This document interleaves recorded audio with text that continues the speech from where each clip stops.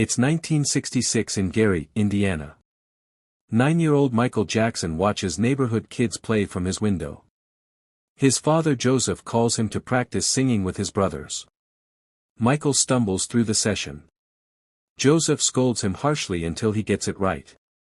At dinner one night, Joseph announces they're ready to perform. He's spoken with managers, they'll play 2 evenings a week. The boys are thrilled. Their mother Catherine points out they're still children with school, but Joseph counters that in this life, you're either winners or losers. They're poor black kids, nothing will be handed to them. They must fight for everything. The Jackson 5's first show electrifies the club, with young Michael front and center. Joseph watches stone-faced from backstage. Arriving home, he demands more practice. Catherine protests they just got back, the boys say they're exhausted. Joseph asks if they think they're tired because they performed well. Only Michael answers yes, they performed well. Joseph unbuckles his belt and beats him for contradicting him. He repeats, in life, you win or you lose. Michael flees to the kitchen, sobbing. Catherine finds him there, trying to offer comfort. Practice never stops. They travel from stage to stage, audiences growing. A year passes, the venues get bigger. During a performance, Joseph chats with host Suzanne. She calls Michael's talent God-given and hands over her card. She's an assistant at Motown Records. At Motown, they meet Mr. Gordy. Michael performs, Gordy says he's moving too much and makes him try again. When Joseph attempts to intervene, Gordy stops him cold. Just get the boys here on time, everything else is his domain. Soon everyone loosens up, and Gordy locks in on Michael's voice. Afterward, he tells Michael he's been in this business a long time and he's genuinely rare. They bond during studio sessions. When Joseph comes to collect him, Michael hugs Gordy, who says Michael can call anytime. The Jackson 5 record their first album. Despite being 10, they list Michael as 8 for marketing appeal. The record hits number 1 on the Hot 100. 2 years later, the family lives in a large California house. Joseph introduces Michael to Bill, his new bodyguard. Michael tells his mother he wants a llama. She notes he already has a pet rat, but Michael rattles off llama facts. She suggests friends his own age, but he says he's not like other kids, everyone sees the famous kid. Only animals treat him as normal. She tells him he's been different from birth and must never let anyone dim his light. 7 years pass. A grown Michael wants a solo album. He tells label managers to pitch the idea to his father as their own. They agree enthusiastically. Joseph, still managing the Jackson 5, approves but demands Michael from 9 to 5, any studio time must come after. Michael agrees. Now owning his llama, Michael spends quiet moments with it. Bill drives him to record his first solo tracks. His fame skyrockets. He visits children at a cancer hospital.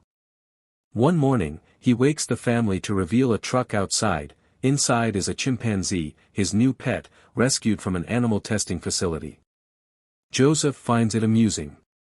In his room, Michael reads the chimp his beloved childhood book about Neverland.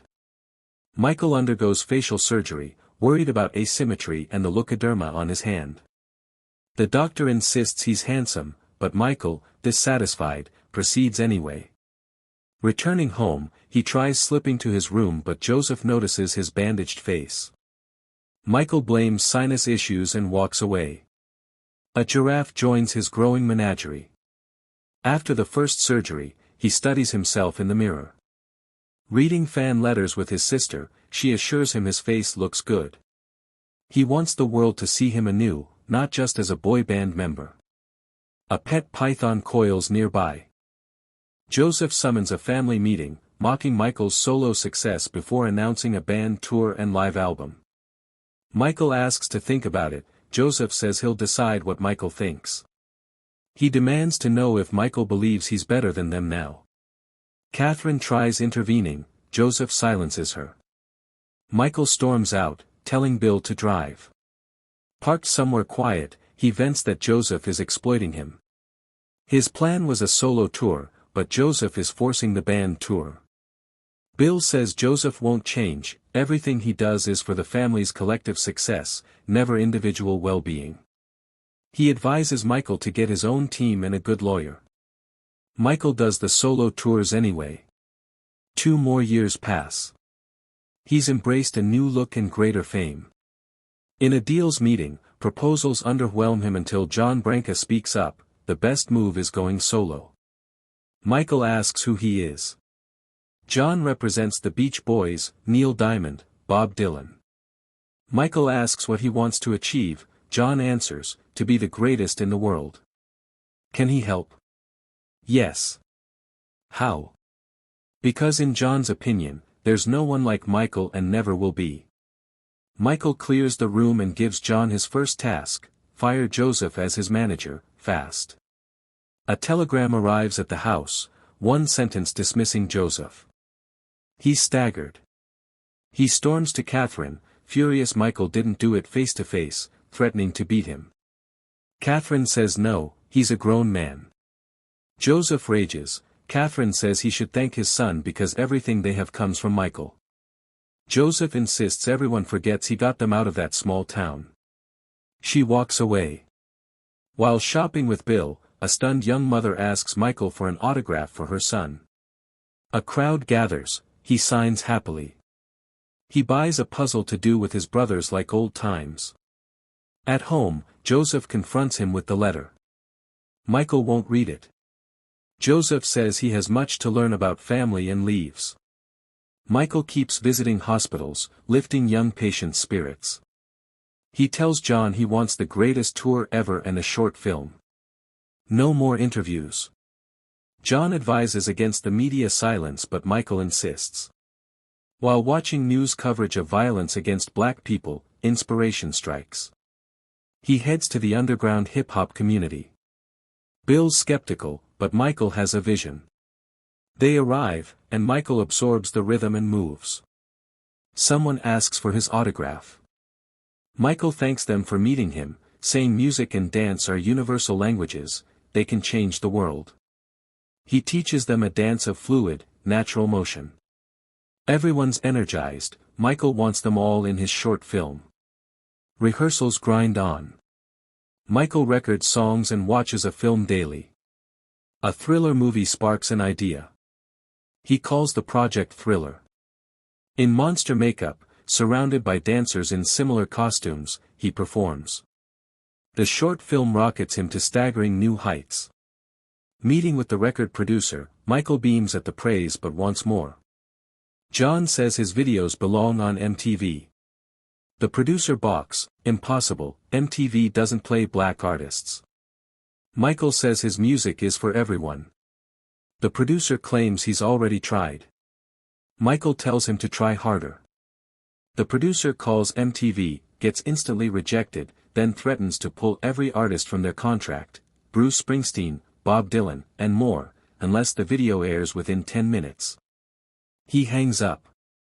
Michael smiles. It's 1983. Michael performs Billie Jean in California, unleashing the moonwalk.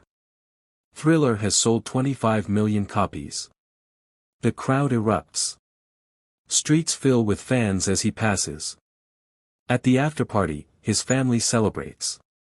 Joseph's congratulations drip with sarcasm about being turned into a money machine.